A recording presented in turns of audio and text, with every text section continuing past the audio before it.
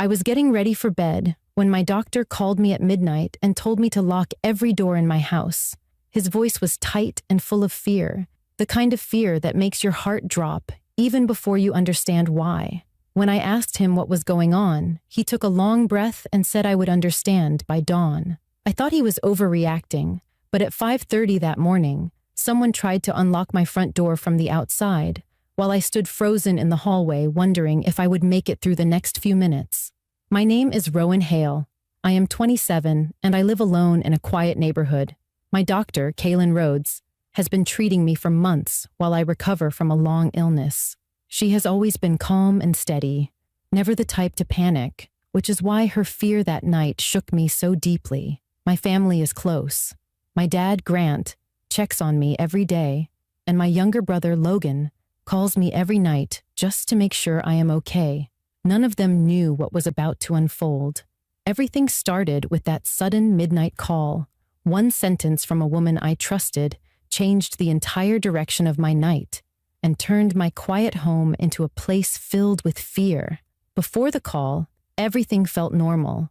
I had spent the evening drinking tea, watching a nature documentary, and enjoying a moment of calm after a long week. My recovery had been slow, but I was finally beginning to feel like myself again. I remember feeling proud that I was getting back into a routine. My dad texted me goodnight like he always does. He said, "Get some sleep. You are doing better every day."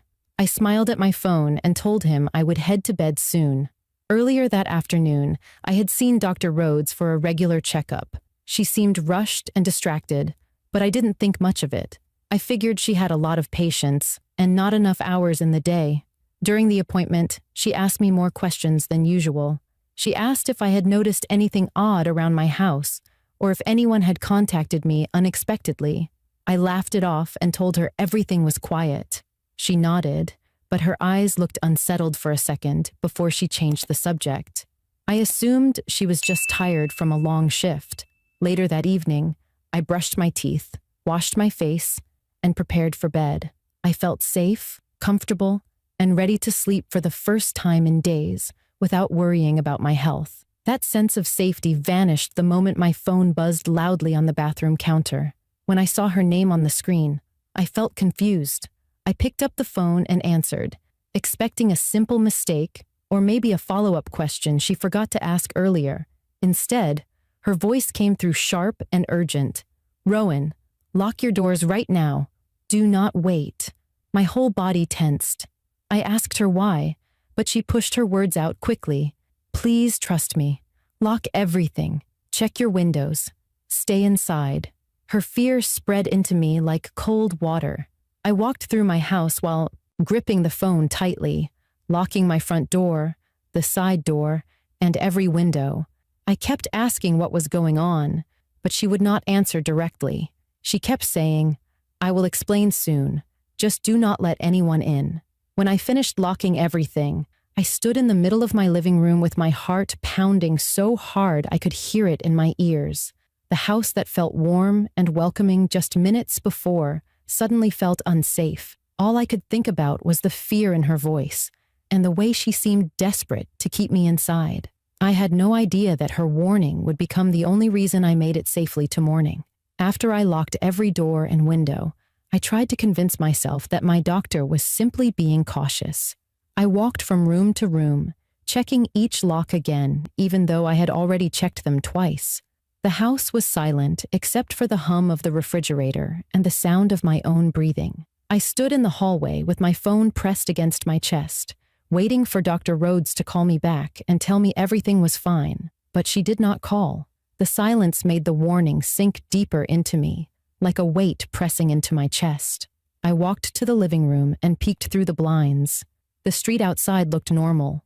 Porch lights glowed, lawns were still, and a few cars were parked along the curb. Nothing looked out of place, yet something felt wrong, like the night itself had shifted into something heavier. My hands trembled as I closed the blinds again.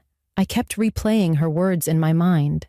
She had never sounded afraid of anything. Seeing her panic through a phone call felt like watching the strongest person you know finally break. I tried to distract myself by turning on the TV, but the screen's glow only made the house feel more empty.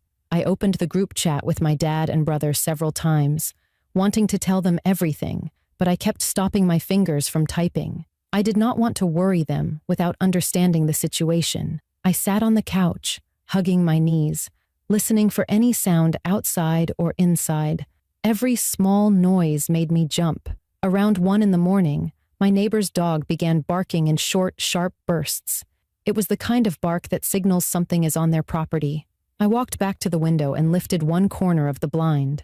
The dog was standing at the edge of their yard, staring toward my house. My heart started pounding again. I scanned the sidewalk but saw nothing. The dog suddenly backed away and ran to its porch. That movement hit me harder than the barking. Animals sense things people ignore. I stepped back from the window and pressed my hand against my chest to steady my breathing. I finally texted my brother. "Are you still up?" He answered within seconds. "Yeah. What's wrong?" I typed, "Just couldn't sleep. Wanted to check on you." I hated lying, but I could not bring myself to tell him what was happening. If I told him, he would drive over immediately, and I could not risk him walking into danger. I wrote, "Good night," and turned off my phone screen. Although I could not bring myself to put the phone down, the house grew colder as the night deepened. I wrapped a blanket around my shoulders and sat near the hallway light. Something about sitting in total darkness felt wrong, so I left that one light on. The brightness made me feel like I had at least a small buffer between myself and whatever might be outside. At 2:15 in the morning, I heard the faint sound of footsteps on the gravel outside my front window. They were slow and careful, the kind of steps someone makes when they do not want to be noticed. I froze. My breath stopped. I leaned slightly toward the window, but not close enough to be seen from outside. The steps continued, crunching one small stone at a time. Then they stopped. My skin prickled, and fear crept up my spine like ice. I backed away from the window, moving slowly so the floorboards would not creak. Every part of my body felt tense and ready to run, even though I had nowhere to run. I picked up my phone and unlocked it with shaking fingers. I hovered over Dr. Rhodes's contact, debating if I should call her. She had not told me I couldn't, but something inside me said to wait. I listened for any sound that would tell me if someone was still outside. For several long seconds, there was nothing. Then a soft tap hit the glass. Not a knock, more like someone brushing a finger against the window. I stumbled backward, gripping the phone so hard my fingers hurt. The tap happened again, just once, then silence. I pressed my back against the wall and tried to breathe quietly. My thoughts raced. Was it the wind? Was it a branch? Was someone testing the windows? I waited, counting the seconds in my head, trying to steady myself. After about a minute, the quiet returned completely, but the fear stayed. The night had changed. It felt like something was moving around the edges of my home, watching and waiting. I turned on every light in the house, except the one near the front windows. I wanted to see everything clearly. I walked through each room, checking locks for the third time, even though I knew they were secure. I grabbed a flashlight from the kitchen drawer and kept it with me, switching it on and off to make sure it worked. By 3 a.m, I felt trapped between wanting to call for help and being afraid of what I might learn if I did. The doctor's warning held me in place. The footsteps confirmed it.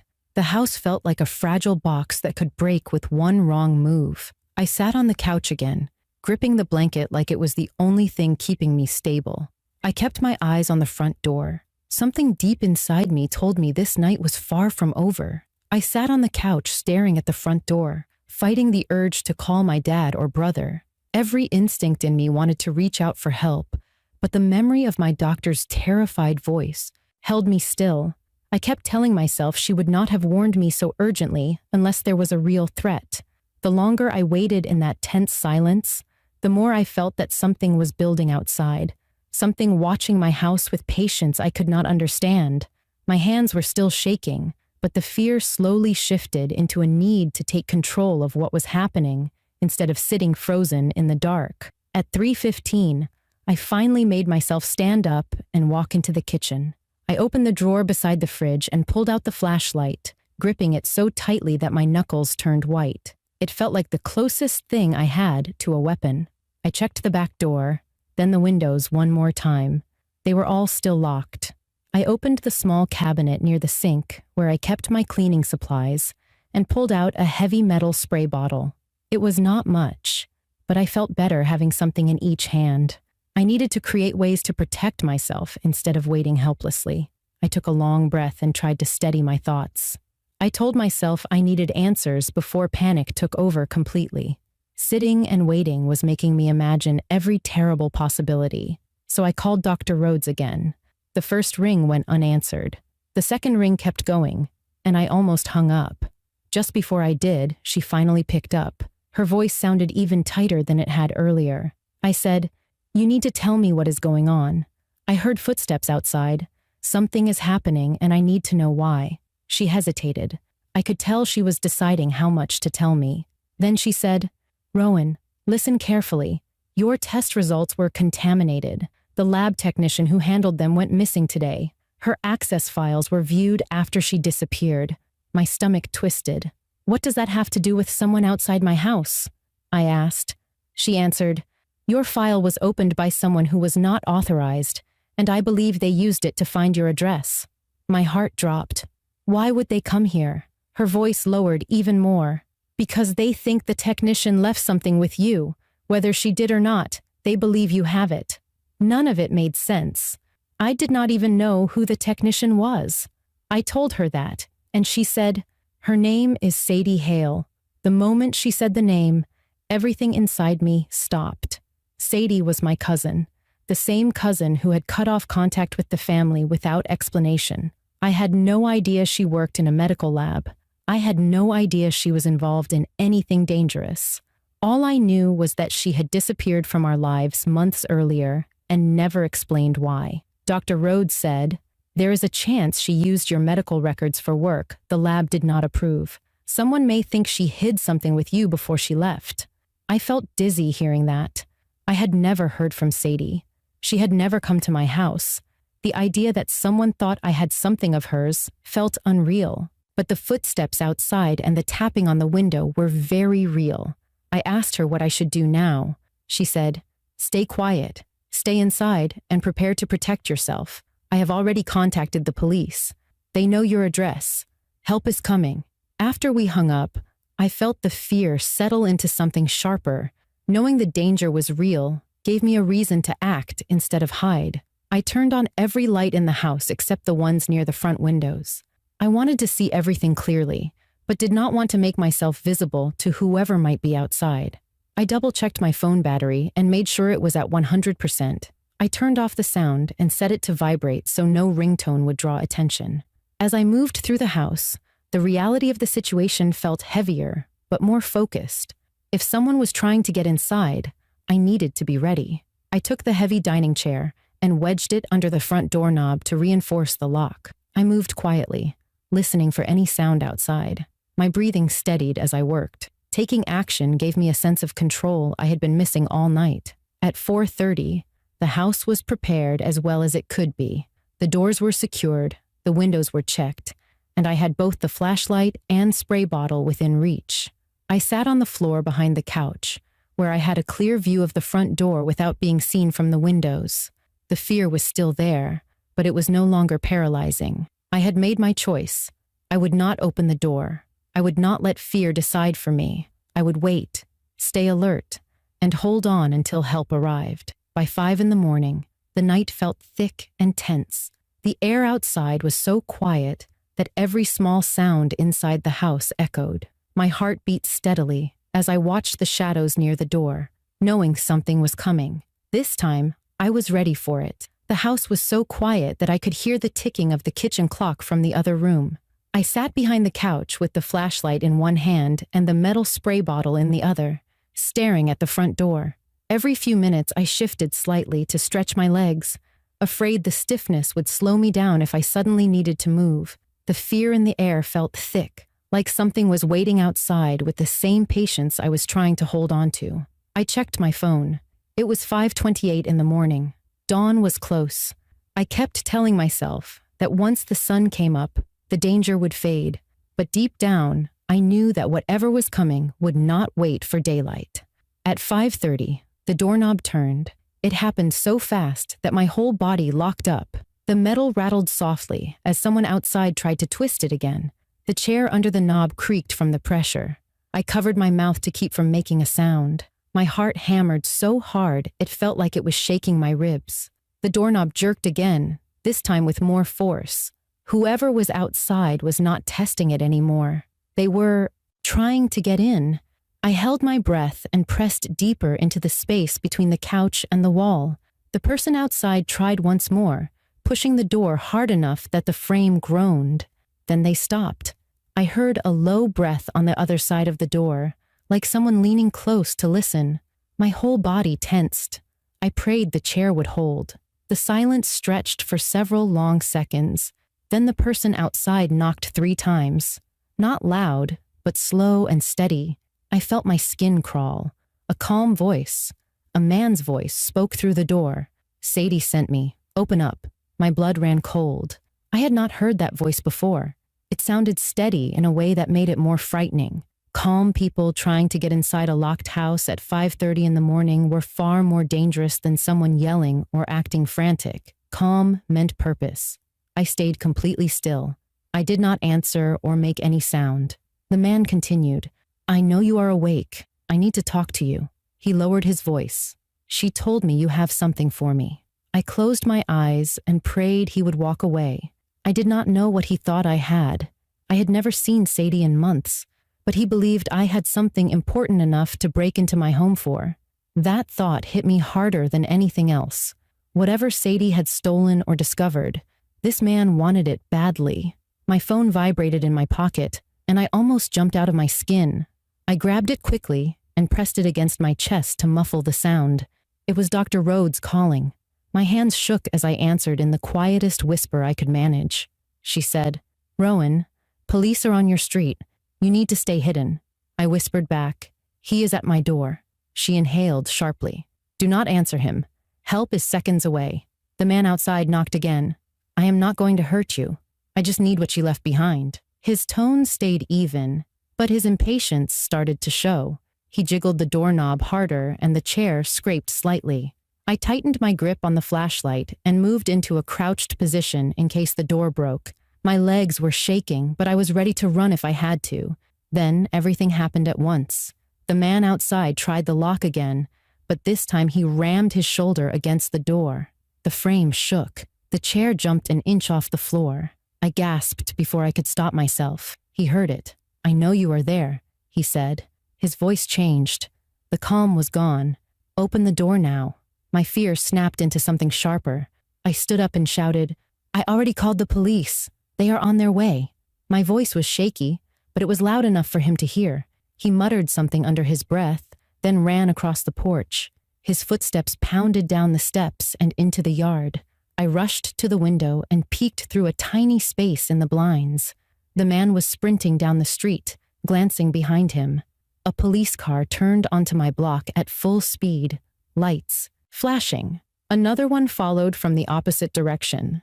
The man tried to run between 2 houses, but an officer tackled him and forced him to the ground. I watched as 2 more officers arrived to help restrain him. My body felt weak with relief. My legs gave out and I slid down the wall, breathing hard. A moment later, someone knocked on my door again, but this time it was strong and familiar. "Police, you can open the door." Their voices finally broke the fear that had trapped me all night. I removed the chair with shaking hands and opened the door. 2 officers stood there. One asked if I was injured. I shook my head, unable to speak. They guided me to the porch while more officers searched my yard and checked the windows. When they told me I was safe, the weight I had been carrying all night finally lifted. I felt a rush of relief so strong it almost brought me to tears. The storm that had hovered around my house for hours had finally broken, and I had survived the most terrifying night of my life. After the officers told me I was safe, I stood on my porch, trying to steady my breathing, while the early morning light slowly brightened the street. The rising sun made everything look calmer, but inside I still felt frozen in the fear I had carried all night. One of the officers asked me again if I needed medical attention, and I shook my head. My voice still would not come out. Another officer spoke gently and said they had the man in custody. He told me the man had been uncooperative at first, but eventually he admitted he had been searching for my cousin Sadie. Hearing her name felt like a punch to the chest. I had not thought about her in months, and suddenly her choices had spilled into my life in the most frightening way. The officer said the man believed Sadie had something valuable from the lab and that she had passed it to me for safekeeping. I explained I had not seen or spoken to her in almost a year. He nodded like he expected that answer. He said people desperate for information often believe things that are not true. He also told me the man had a history of showing up at the homes of people connected to Sadie's last known location. I felt sick hearing that. I wondered how long he had been searching for her before he showed up at my door. Inside the house, everything looked the same, but nothing felt the same. The lights were still on, the chair was still pushed aside, and my blanket was still crumpled on the floor where I dropped it. The officers walked through the rooms to make sure no one else had entered the house during the night. When they confirmed everything was secure, they asked if I had someone who could come stay with me. I told them I would call my dad. They encouraged me to do it right away. When I called him, my voice cracked as soon as he answered. He asked if I was okay, and I told him I needed him to come over. He did not ask any questions. He just said, "I'm on my way." When he arrived, he pulled me into a tight hug that made all the fear inside me finally spill out. I cried so hard I had trouble breathing. My dad held my shoulders and said, "You're safe. I've got you." Logan arrived 15 minutes later, breathless and pale. He wrapped his arms around both of us and kept repeating, "I should have been here. I should have stayed on the phone with you." I told him it was not his fault. None of this was. After they helped me sit on the couch, I told them everything that had happened. I explained the midnight phone call, the footsteps, the tapping on the window, the voice at the door, and the man trying to break in. I told them about Sadie and how she was mixed up in something dangerous at the lab. My dad listened with his jaw clenched, and Logan kept shaking his head with disbelief. When I told them about the moment the man tried to enter, both of them went silent. My dad finally said, "He won't come near you again. I promise." Around mid-morning, Dr. Rhodes called to check on me. Her voice was steadier, but I could tell she was still shaken. She apologized for not giving me more information earlier and said she had acted fast because she feared I would not have time to think if she tried to explain everything at once. She said the lab had officially reported Sadie missing and that a federal investigation was underway. Hearing that made everything feel even bigger and more frightening. I thanked her for calling me because her warning had probably saved my life. She paused before saying, "I'm glad you listened." Later in the day, 2 detectives came to take my statement. They asked detailed questions about the man's voice, his behavior, and what I heard outside. They also asked about Sadie, but there was little I could tell them. Sadie had always been secretive. When she left the family without saying goodbye, we assumed she needed space. We had no idea she had been working with sensitive information or dangerous people. The detectives told me they believed she had been involved in something illegal, but that they were still trying to piece everything together. They said there was no evidence she had tried to contact me, but the man had convinced himself she had. By the time the detectives left, exhaustion settled into my bones. I had barely slept, barely eaten, and spent hours dealing with fear I never imagined I would face. My dad insisted I stay with him for a few days. I agreed without hesitation. As I packed a small bag, I walked through my house slowly. Every room held a piece of the night I had survived. Part of me felt proud that I stayed strong. Another part felt humbled by how quickly life can shift from normal to terrifying. Before we left, I paused at the front door and rested my hand on the frame. The morning sun streamed through the window, warming the floor beneath me. After everything that happened, that simple light felt like a promise. I survived. I made it through the longest night of my life, and I was not alone. In the days that followed, I installed a stronger security system, added cameras, and changed my locks. I stayed with my family until the investigation slowed. I learned to pay attention to my instincts, to trust warnings even when they sound impossible, and to take my safety seriously without letting fear control my life. Sadie was eventually found in another state, involved in a case that had nothing to do with me. Yet her choices pulled danger straight to my door. I decided I could care about her as family, without letting her chaos become part of my life again. What stayed with me most was the understanding that danger does not always announce itself loudly. Sometimes it comes quietly. Sometimes it approaches your door at dawn. But when you trust the people who want to protect you and stay alert when something feels wrong, you give yourself a chance to survive the moments that try to break you. That night changed me, but it also taught me how strong I can be when it matters the most.